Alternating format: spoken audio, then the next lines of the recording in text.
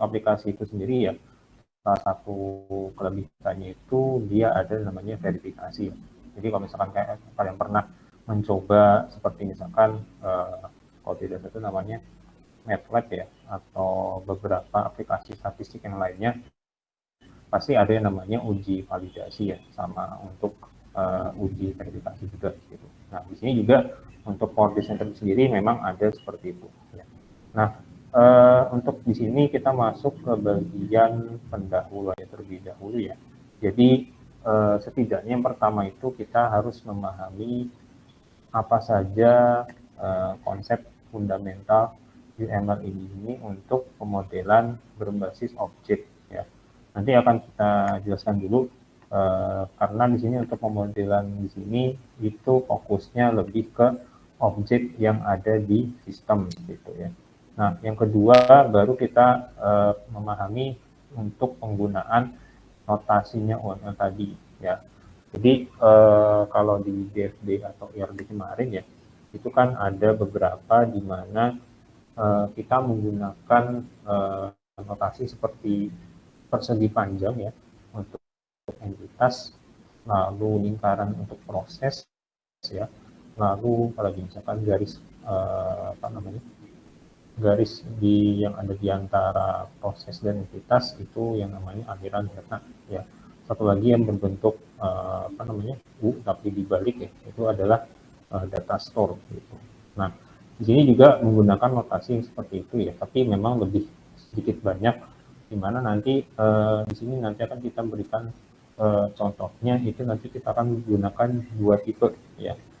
Nah di sini yang ketiga itu adalah memberikan contoh use case diagram ya, satu lagi yang namanya sequence diagram.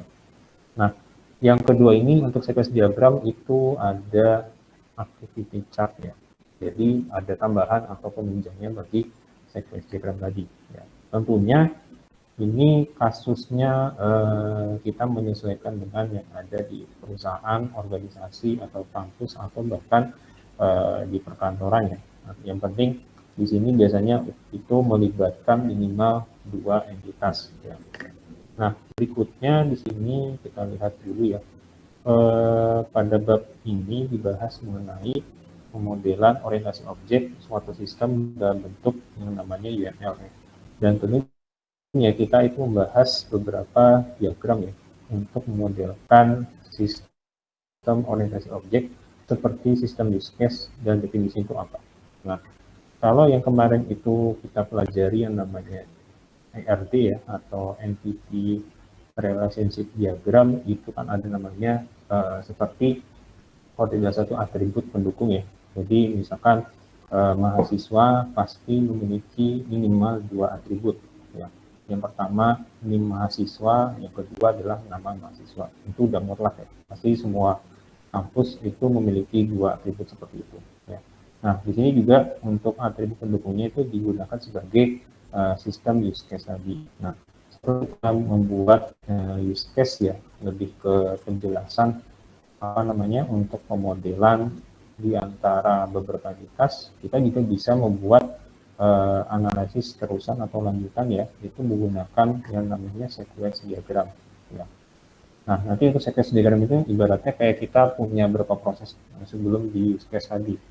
Nah, misalkan use case itu ternyata terdiri dari 4 misalkan. Nah, 4 ini nanti akan dibuat menjadi 4 sequence diagram. Nah, jadi semakin banyak use case yang dibuat, maka nanti pada saat kita buat sequence diagram itu akan juga semakin banyak ya. Tapi ketika activity chart itu ya, ini tetap dibikin satu. Jadi satunya isinya misalkan 4 ya. Nah, makanya di sini nanti untuk bab yang ada di sini ya, itu kita diperkenalkan aplikasi Power Designer ya, sebagai aplikasi yang membantu dalam pengerjaan dalam sistem use case ya. Tapi ini nggak hanya use case saja ya, bisa juga untuk sequence diagram seperti itu. Nah, nanti untuk tipe-tipenya juga apa namanya itu lebih banyak lagi ya, sebenarnya ada 10 kalau tidak salah. Oke, berikutnya di sini untuk sebelum kita masuk yang tadi ya. Jadi pemodelan orientasi objek itu fokusnya kita ke dua tahapan ini. Jadi ada analisis sama desain ya. Karena di sini definisinya itu lebih ke cara baru ya dalam memikirkan sebuah masalah dengan menggunakan model yang dibuat ya dengan berkonsep sekitar dunia nyata. Nah, jadi mungkin lebih mirip kayak kita mau tes simulasi ya, secara trial dan error menggunakan aplikasi ya. Misalkan kita mau mengetes apa namanya teori antrian yang ada di bank gitu ya. Kalau kita menggunakan skenario plan A, plan B, plan C, maka outcome ya, atau berbasis hasilnya itu apakah sudah sesuai atau belum gitu. Ya. Nah, dengan adanya pemodelan orientasi objek ini kita bisa memahami ya apa saja kekurangan sama kelebihan yang ada di sistem tersebut ya. Dan tentunya memang di sini hanya sebatas dua dimensi saja ya karena kita menggambarkan yaitu namanya diagram tadi ya. Nah, makanya di sini untuk dasar dari pembuatan objek itu adalah yang merupakan kombinasi dari struktur data atau perilaku dalam satu entitas. Mungkin kalau di apa namanya ibaratnya kayak kita punya job desk ya sebagai pekerja itu kan tidak serta merta kita melakukan satu pekerjaan saja gitu ya. Contoh misalkan kasir di Indomaret ataupun Alfamart itu kan nggak hanya sekedar untuk input apa namanya transaksi dari pembeli gitu ya, tapi mereka juga yang mencatatkan apa namanya laporan pembukuan misalkan setiap minggu atau misalkan kalau biasa itu setiap bulan gitu ya, atau juga mereka harus mengecek stok yang ada di toko tersebut ya. Nah itu juga pasti dengan adanya perilaku yang lebih dari satu tersebut itu bisa didasarkan sebagai pembuatan di objek tadi ya. Dan tentunya ada juga kombinasi dari struktur data ya, karena isi dari biasanya entitas itu kan pasti kita punya data sendiri ya. Misalkan kalau mahasiswa pun itu kita punya data sendiri yaitu nama mahasiswa sama nama mahasiswa tadi ya. Nah, biasanya kalau untuk struktur data ini, datanya bisa apa namanya menjadi lebih banyak ketika kita menjalani kuliah dari semester 1 sampai misalnya semester 8 gitu ya. Nah, di semester 5 misalkan ya, itu kita mengambil misalkan mata kuliah sebanyak 8 lah, 8 mata kuliah sebanyak 24 SKS ya. Nah, dari 8 mata kuliah tersebut kan sudah menghasilkan data sendiri ya. Jadi misalkan dari beberapa materi tersebut misalkan nilainya A semua kecuali satu misalkan. Nah itu juga termasuk dari kombinasi dari struktur data tadi ya. Kalau misalkan sudah memenuhi syarat misalkan IPK 3,5 artinya dia bisa dikategorikan sebagai kumlot ya. Dengan catatan memang tidak ada mata kuliah yang dapat C atau B gitu ya, ataupun E lah gitu. Jadi kan mungkin kan nggak lulus lah gitu. Kan mau nggak mau harus diulang lagi gitu. Nah makanya di situ kenapa di sini dasar dari pembuatan metode objek karena bisa melihat kombinasi dari struktur data. Nah, biasanya kalau dengan adanya data yang tersebut ya, biasanya kalau semakin banyak apa namanya nilai semakin bagus kan itu menjadi prioritas prodi atau jurusan pun itu menjadi apa namanya nilai akreditasi lebih baik gitu. Ya. Nah, makanya di sini untuk definisi orientasi objek itu kita harus bisa yang namanya mengatur sistem ya atau organisasi sistem. Ya. Jadi sistem itu nggak hanya di perusahaan aja ya, kalau misalkan pada saat kalian nanti apa namanya bekerja di kampus, itu juga kalau misalkan kerja di kampus juga bisa di apa namanya dilakukan demikian rupa gitu. Karena di sini sebagai kumpulan dari objek tertentu yang mempunyai struktur data dan perilakunya. Ya. Jadi data yang dimiliki itu apa namanya memang bisa dihasilkan oleh dari beberapa entitas tadi. Nah, tentunya untuk konsep OAD ini mencakup analisis serta desain pada suatu sistem dengan pendekatan objek. Ya. Jadi yang pertama itu lebih ke analisisnya ya. Yang satu lagi itu di desain itu sendiri. Jadi ada OA sama OOD. Nah, berikutnya untuk perbedaan kedua tipe tadi ya. Kalau yang di bagian analisis ini itu merupakan metode analisis yang memeriksa requirement atau syarat atau keperluan gitu, yang harus terpenuhi terhadap suatu sistem. Ya. Jadi secara logikanya misalkan seperti kalian harus memenuhi syarat minimal misalkan kalau di sistem penilaian IPK ya gitu. Nah, Biasanya kalau di kampus-kampus lain ya, yang mendapatkan cum laude itu kan minimal adalah 3,5 misalkan gitu ya. Dalam waktu misalkan maksimal 8 semester gitu ya. Dan tidak ada nilai mendapatkan nilai C gitu. Jadi minimal tuh BC lah gitu. Nah, apabila jika ada mahasiswa itu tidak memenuhi salah satu syarat tersebut, misalkan ternyata ada satu mata kuliah mendapat C, maka itu tidak bisa dikategorikan sebagai cum laude. Nah, di sini kita bisa lihat kalau yang namanya requirement itu, ya syarat keperluan itu memang kita harus penuhi dulu dari awal. Ya. Mau nilainya sebagus apapun, tapi kalau misalkan satunya itu tidak terpenuhi, ya berarti nggak bisa dianggap cum laude. Nah, itu logikanya seperti ini. Kalau di analisis orientasi objek, maka kita yang penting memenuhi syarat minimalnya terlebih dahulu, ya di masing-masing yang ada pada di suatu sistem. Ya, karena biasanya kalau syarat minimal di suatu sistem kan itu pasti banyak ya. Jadi tidak mungkin hanya ada satu saja ya. Apalagi kalau misalkan kita mau melamar pekerjaan, pasti kan itu ada banyak minimal, misalkan maksimal beberapa tahun ya. Itu dari mana ya. Lalu setiap bekerja di mana saja gitu. Ya. Nah, kalau misalkan terpenuhi nilainya itu tidak terlalu besar, tetap saja itu dianggap sebagai requirement gitu. Karena sudah memenuhi semua tadi secara minimal tadi. Makanya di sini analisis itu kita yang penting bisa dulu ya minimal ya. Karena di sini pada suatu sistem dari sudut pandang salah objek yang ditemui di dalam ruang mikro perusahaan ya. Jadi berarti kalau kita ya sebagai mahasiswa pun memang setidaknya minimal kita punya syarat tidak ya, setelah terpenuhi baru kita bisa melakukan performance di atasnya. Nah, itu baru analisis ya. Yang kedua itu bagi desain. Jadi ini desain itu merupakan untuk dapat mengarahkan aksi-aksi sistem yaitu pada manipulasi objek pada suatu sistem atau subsistem. Untuk desain itu kan ibaratnya ini bisa oleh Om Satu. Ya, tentunya apakah metode yang digunakan di benar atau ini itu sudah tepat belum.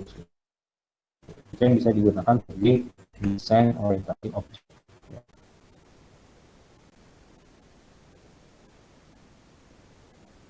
Nah, berikutnya tidak sih hanya satu saja ya, ini memang ada lebih dari 2 atau 3 lah.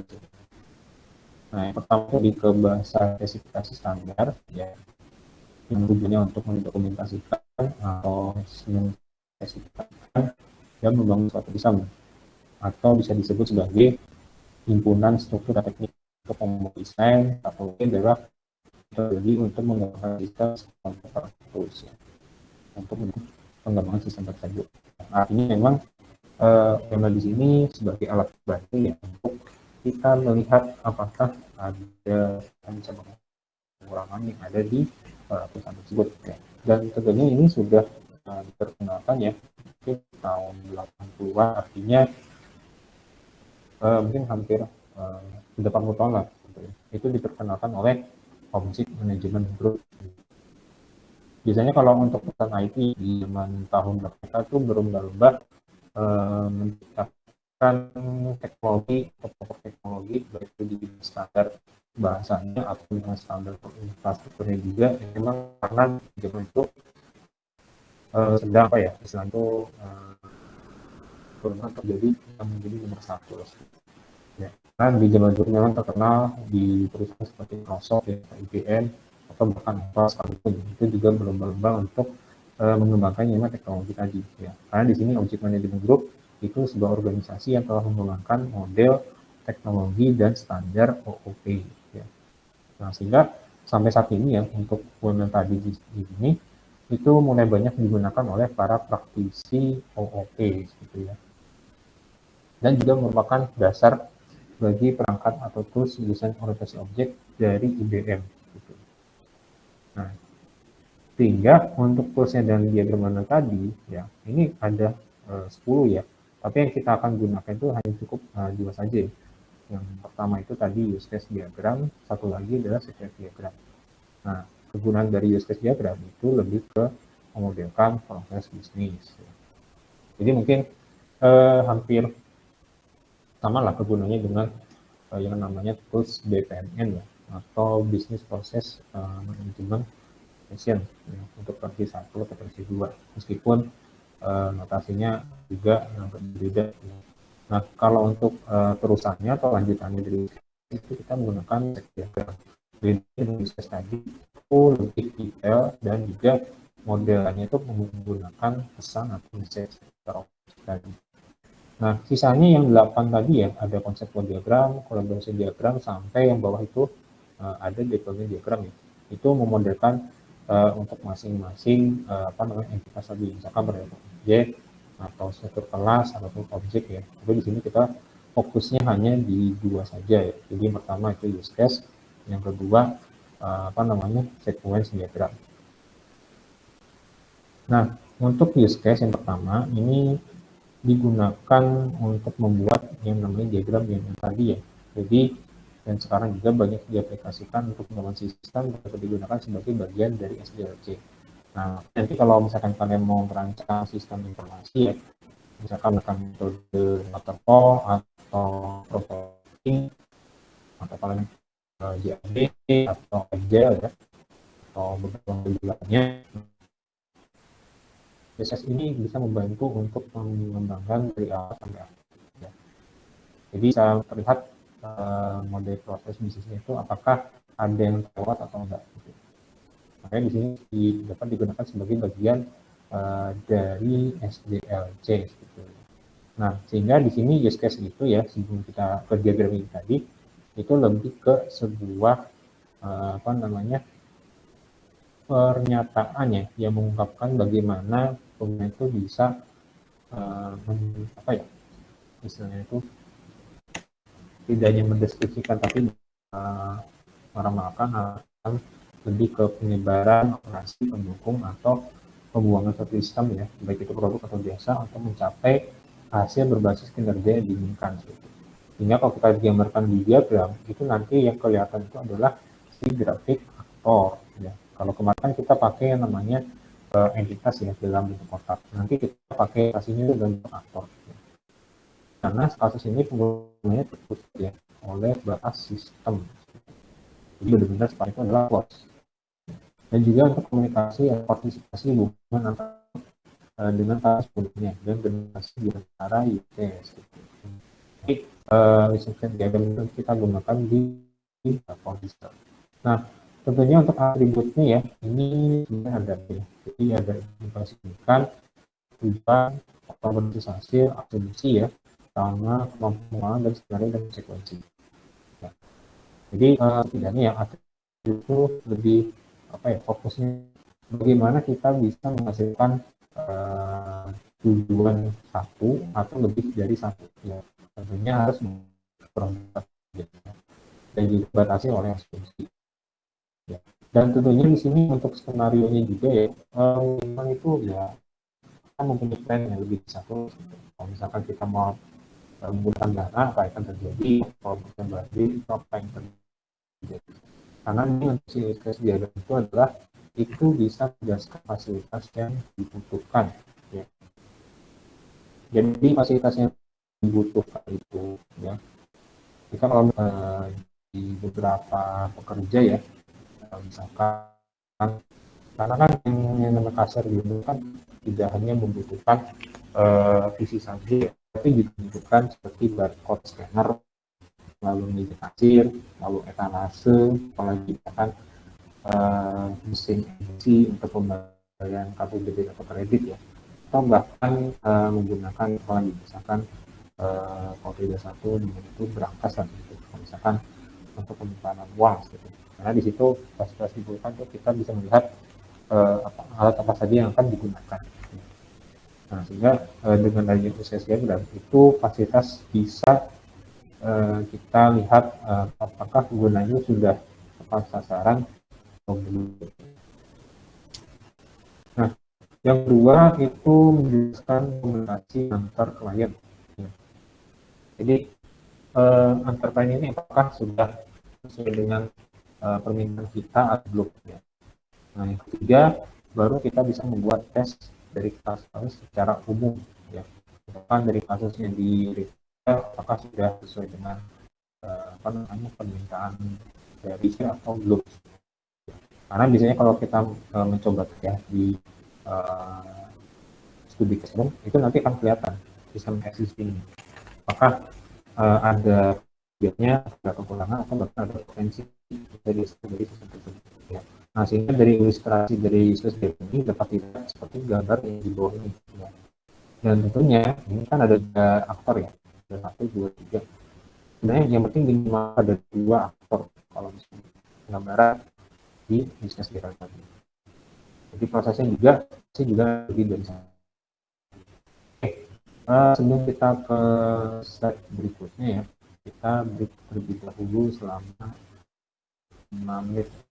Jadi kalau misalkan yang mau ditanyakan, saya persilakan.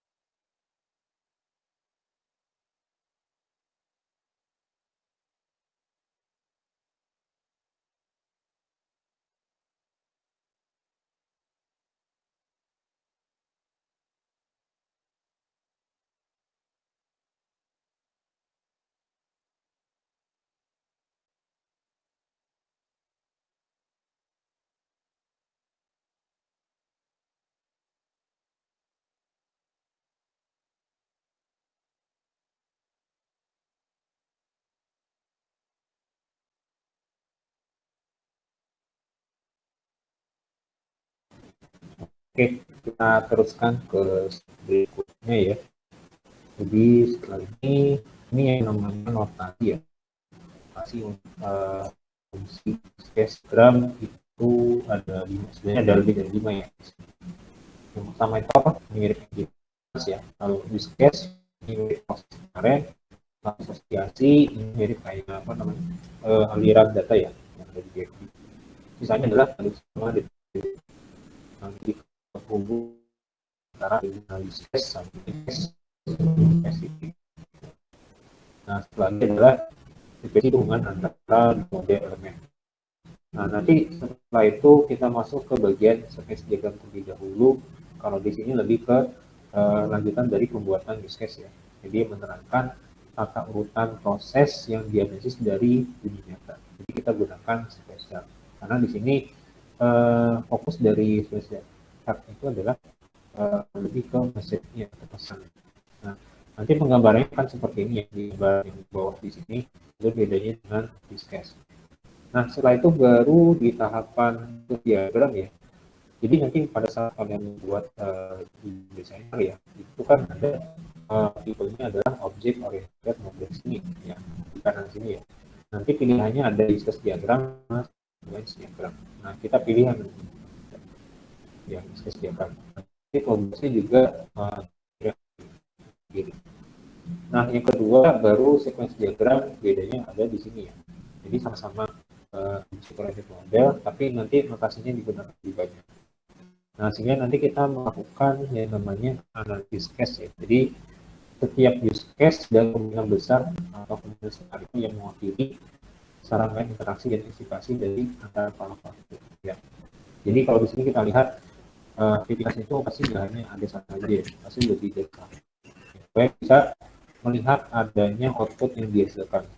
Karena di sini kita bedakan itu berdasarkan pengeluaran gitu ya. Tapi kalau misalkan pakai nanti ada keunikan tersendiri ya antara di proses di masing-masing di suatu subsistem ya.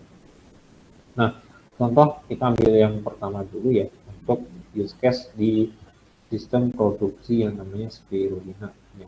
Nah, ini ada 7 aktor ya. Jadi ada 7 aktor yang terlibat, yaitu 2 manajer dan labor. Dan di apa namanya, yang proses itu yang pertama penyediakan, yang kedua pemanenan, tiga pemanenan, 4 quality control, yang kelima adalah pengemasan.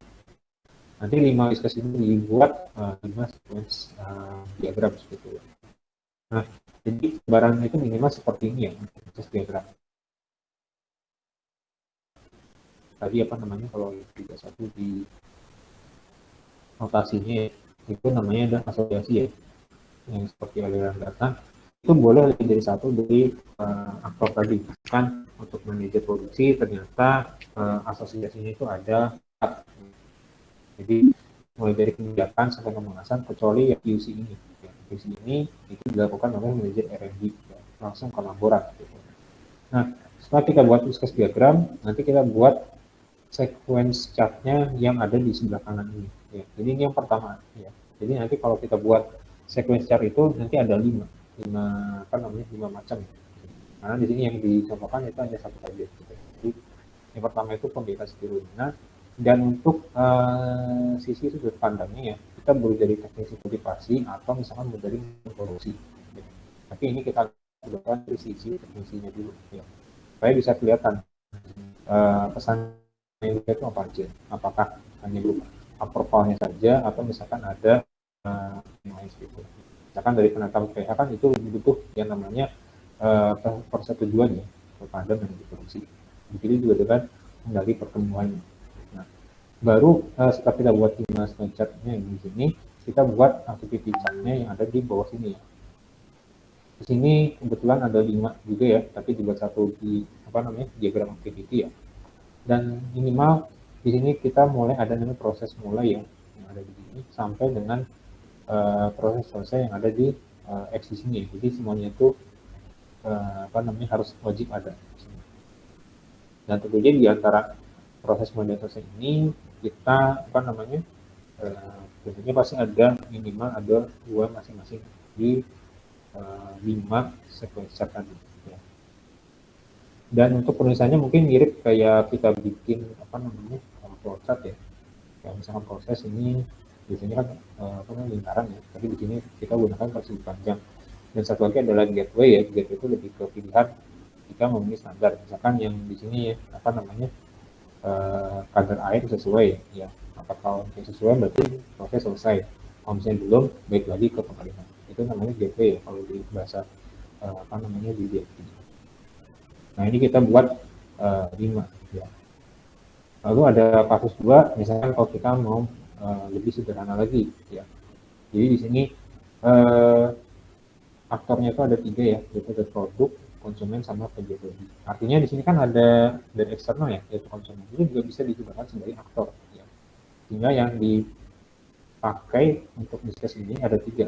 Yang pertama pengklasifikasian, yang kedua penentuan desain produk, yang ketiga adalah penentuan formulasi.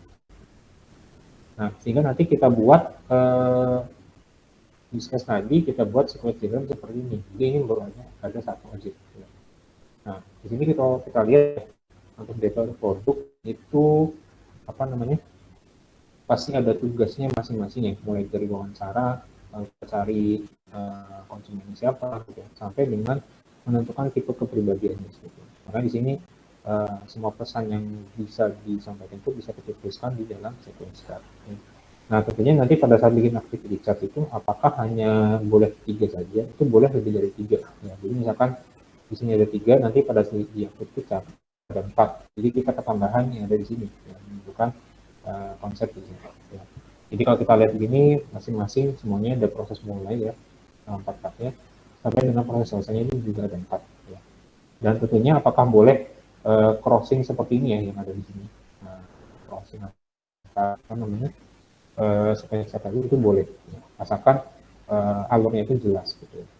Dan di sini kalau kita lihat dari pertama mencari konsumennya itu bisa kemana-mana, misalkan kesesuaiannya apakah cocok atau tidak. Misalnya cocok, kita melakukan konsumen, sampai yang terakhir itu adalah mendapatkan konsumen dengan berbagai tipe kepribadian ya, khusus untuk klasifikasi konsumen ya.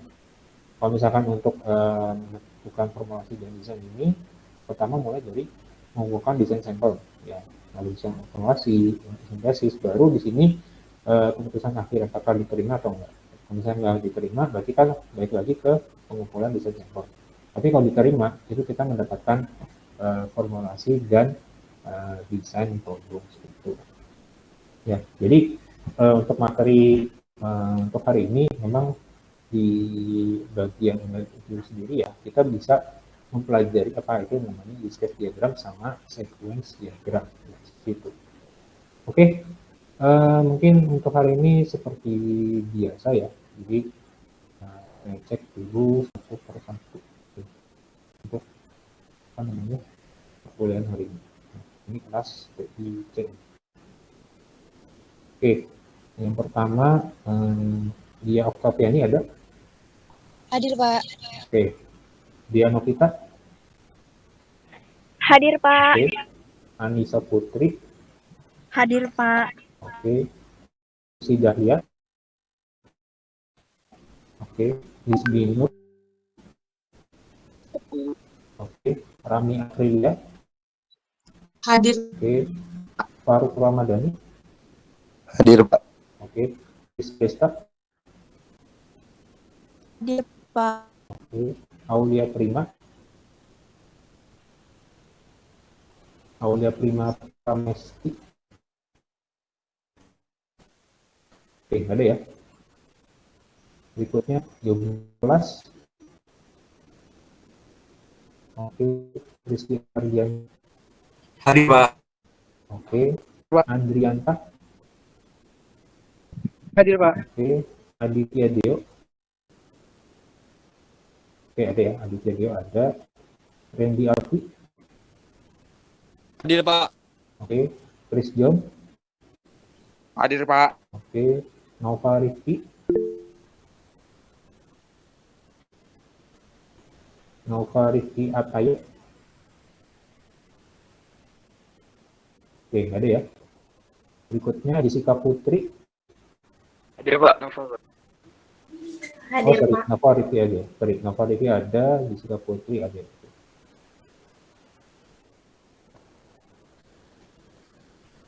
Berikutnya Hari Simon.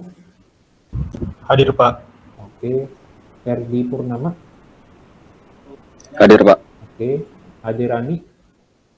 Hadir Pak. Oke. Haris Elkana. Oke. Melda Suryani. Hadir Pak. Hadir Pak. Anissa S.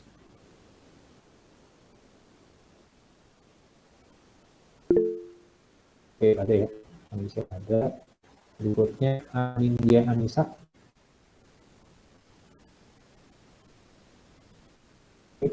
Made Devinda. Hadir Pak. Oke. Dava Rizky. Hadir Pak. Oke. Fadilah. Hadir Pak. Anissa udah tadi udah. Oke, tadi ada. Terus Melati. Hadir Pak. Oke, Aulia ada ya. Diterima. Maaf Pak, Aulia hadir. Oke. Jadi sampai mana ya? Yang Melati udah. Axel Mario. Hadir Pak. Oke. Devi. Hadir Pak. Oke. Vanessa. Vanessa Januarita. Oke, nggak ada ya. Julianto. Hadir Pak. Oke. Wahyu Sugiati. Hadir Pak. Oke. Ahmad Egi. Hadir Pak. Oke. Muhammad Rak. Hadir Pak. Oke. Naninda. Hadir Pak. Oke. Aisyah Nur. Hadir Pak. Oke. Yogi Siboro. Hadir Pak. Oke. Nadia Indiani. Oke. Oke, ada yang belum ini.